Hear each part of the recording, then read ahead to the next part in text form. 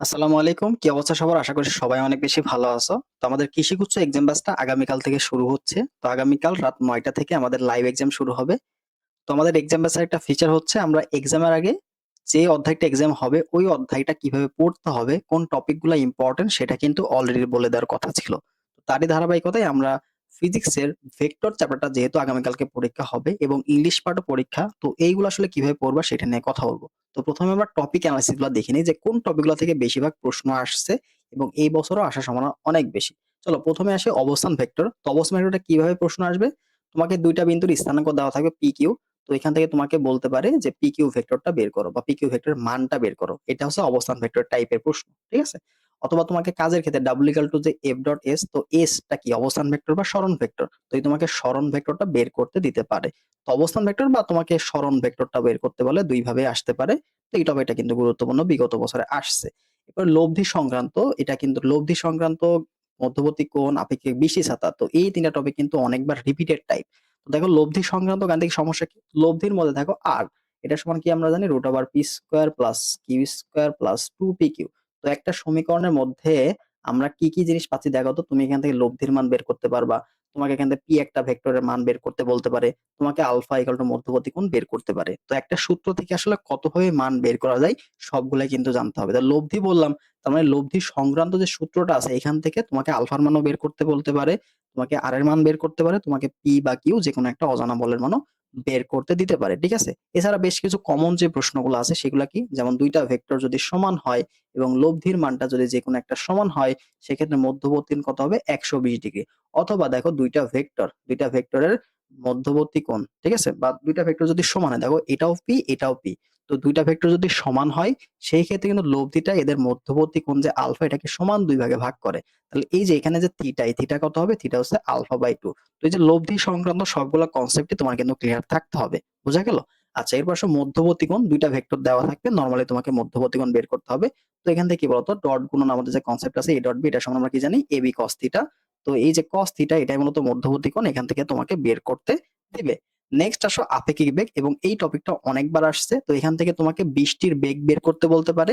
ঠিক আছে? এখান থেকে ২ টা অনেকগুলা টপিকই দিতে পারে। বৃষ্টির বেগ তোমাকে বের করতে বলতে পারে, অথবা লোকের যে বেগটা ওইটা তোমাকে বের করতে বলতে পারে, অথবা কত ডিগ্রি কোণে ছাতা ধরতে হবে থিটার মানটা এটাও তোমাকে বের করতে দিতে পারে। তো সবগুলা জিনিসই তোমাকে জানতে হবে। এই টপিকটা থেকে কিন্তু অনেকবার প্রশ্ন আসছে। তুমি কিন্তু অবশ্যই ভালো করে পড়বা। নেক্সট আসো এই যে ৫ নম্বর টপিকটাও অনেকবার রিপিটেড কৃষিগুচ্ছতে, এই টপিক থেকে মানে মোস্ট ইম্পোর্টেন্ট বলা যায়। ভেক্টর পার্টে বারবার রিপিটেড টপিকটা হচ্ছে এটা, ডট গুণ এবং ক্রস গুণের সম্পর্ক, বা তোমাকে ডট ও ক্রসের মান দেওয়া থাকবে। ঠিক আছে? বলবো যে ভেক্টর একটা তোমাকে স্কেলার গুণনের মান এবং ভেক্টর গুণনের মান। তো স্কেলার মানে তো ডট এবং ভেক্টর গুণ মানে হচ্ছে ক্রস গুণ। তো এই ২ টার মান তোমাকে দেওয়া থাকবে। ওই মান থেকে তোমাকে মধ্যবর্তী কোণটা বের করতে হবে। সেই ক্ষেত্রে কি হবে? আমরা জানি ট্যান থিটা, এটা সমান তুমি লিখতে পারবা হচ্ছে ক্রস গুণনের মান উপরে, এবং নিচে হচ্ছে ডট গুণনের মান। তো এখান থেকে তোমাকে থিটার ভ্যালুটা বের করতে হবে। ঠিক আছে? মেক্সিমাম ক্ষেত্রে তোমার থিটার ভ্যালুটা ৩০ ডিগ্রি হয় অথবা ৬০ ডিগ্রি হয়, এরকমই থাকে। ঠিক আছে?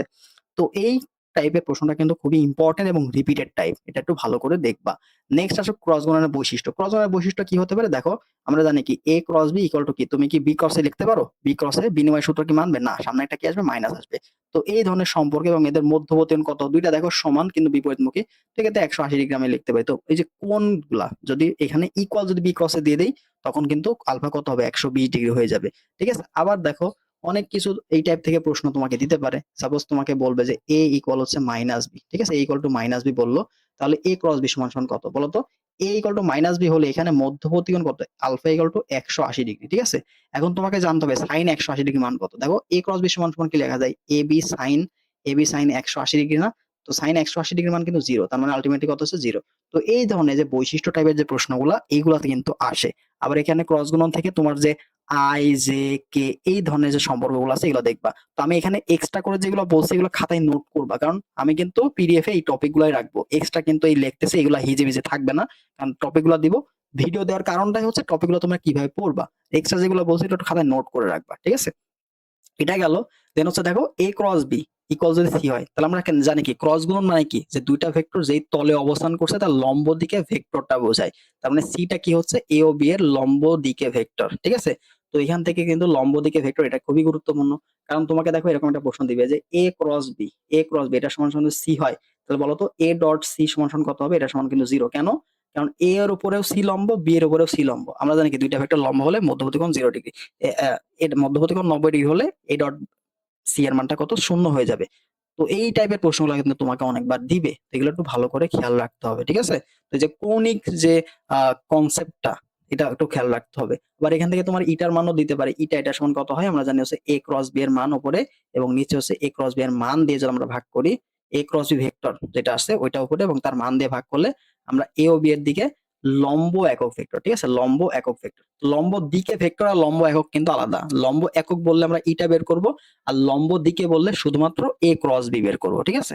দেন আসো সামান্তরিকের ক্ষেত্রফল বা সমতলে হওয়া শর্ত। এখান থেকে প্রশ্ন আসছে বিগত বছরগুলোতে, দেখে নিবা। আর ডাইভারজেন্সটা তোমাকে ভাই ভালো মতো জানতে হবে, ডাইভারজেন্স নির্ণয়টা। ঠিক আছে? খুবই গুরুত্বপূর্ণ, বিগত বছরগুলোতে আসছে। তো এই টপিকগুলো একটু তুমি ভালো করে পড়ে নিবা। যেগুলো এক্সট্রা টপিক বললাম খাতায় সুন্দর করে নোট করে নাও। আর এই টপিকগুলোর মানে এই টপিকগুলো থেকে আসলে কিভাবে প্রশ্ন আসতে পারে এটা তোমাকে ডিটেলস আমি বুঝাই দিলাম। এবার আসো কই থেকে পড়বা এটা তোমার জন্য জানা জরুরি। প্রথমে হচ্ছে পড়ার ক্ষেত্রে বলি। তো পড়ার ক্ষেত্রে আমরা কোন বই সিলেক্ট করব? আমরা প্রথমে আমাদের কোশ্চেন ব্যাংকটা সলভ করব, এগ্রি কোশ্চেন ব্যাংক। ঠিক আছে? তো আমরা অলরেডি পিডিএফ সেকশন এগ্রি কোশ্চেন ব্যাংক দিয়ে দিছি। যদিও নিউ এডিশন বইটা এখনো আমাদের হাতে আসে নাই। আমরা তোমাদের 25-26 সেশনেরটা দিয়ে রাখছি এবং এই বছরের যে কোশ্চেনটা আছে এটা সলভও দিয়ে রাখছি। ঠিক আছে? তো মোটামুটি ওইটা তোমরা দেখবা। ওখান থেকে অবশ্যই ভেক্টরের যে প্রশ্নগুলো আছে এগুলো তুমি আগে সলভ করবা। করার পরে তোমার নেক্সট কাজ হচ্ছে টাইপ ওয়াইজ। তোমার টাইপ ওয়াইজ এই টাইপগুলো আমাদের এখানে আসছে, এই টাইপ ওয়াইজ আমাদের ভার্সিটি এ এর যে প্রশ্নগুলো আছে এগুলো আমরা সলভ করবো। ঠিক আছে? ভার্সিটি এ কোশ্চেন ব্যাংকটা আমরা সলভ করবো। তাহলে ম্যাক্সিমাম আমাদের কিন্তু কভার হয়ে যাবে। আর এখান থেকে থিওরি মোটামুটি খুব একটা বেশি নাই। তো থিওরি পার্টের জন্য তুমি মেইন বইটা দেখতে পারো। এই টপিকগুলো থিওরি বলতে কি, ওই যে আলফা ইকুয়াল যদি তোমার হচ্ছে, এখন যদি বলি আলফা ইকুয়াল টু 0 ডিগ্রি, তাহলে এখানে কি পাবো? আমরা আর ম্যাক্স পাবো না, সর্বোচ্চ লব্ধি পাবো। অথবা আরেকটা প্রশ্ন তোমার এখানে দিতে পারে মধ্যবর্তী কোণ থেকে, আরেকটা টপিক আমরা মিস করছি হয়তো। দেখো দুইটা ভেক্টরের সর্বোচ্চ লব্ধি এবং সর্বনিম্ন লব্ধি কখন সমান হবে? যখন এদের মধ্যবর্তী কোণ 90 ডিগ্রি হবে। ঠিক আছে? তো এই কনসেপ্টটা থেকে অনেকবার প্রশ্ন আসে। তো এই থিওরি বলতে এই ধরনের ছোটখাটো থিওরি গুলো আসবে, বিশেষ করে কোণ রিলেটেড। ঠিক আছে? আলফা ইকুয়াল টু যদি 180 ডিগ্রি হয় তাহলে লব্ধির মানটা কেমন হতে পারে?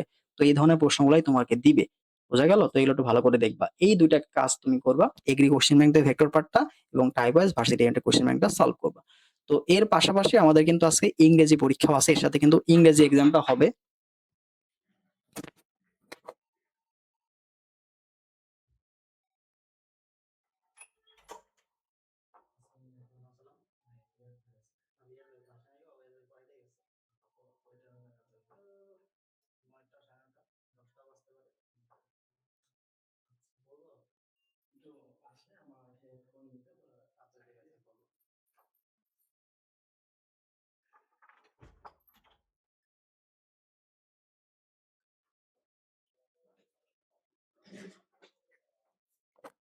তো এরপরে আমাদের আজকে ইংরেজি পার্টটাও আছে। ইংরেজি ক্ষেত্রে আমাদের অ্যাপ্রোপ্রিয়েট যে প্রিপোজিশনটা আছে, অ্যাপ্রোপ্রিয়েট প্রিপোজিশন। তো অ্যাপ্রোপ্রিয়েট প্রিপোজিশনটা তোমরা কিভাবে পড়বা?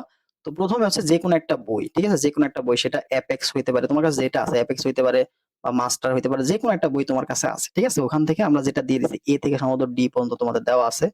তো এইখান থেকে প্রথম যে বিষয়টা সেটা হচ্ছে বিভিন্ন ভার্সিটিতে যে প্রশ্নগুলো আসছে, এটা হচ্ছে তোমার মেইন টার্গেট। ঠিক আছে? ভার্সিটি বিশেষ করে ডিইউতে ঢাকা ইউনিভার্সিটিতে যে এই প্রশ্নগুলো আসছে অ্যাপ্রোপ্রিয়েট প্রিপোজিশন, এগুলো তুমি সবার আগে পড়বা।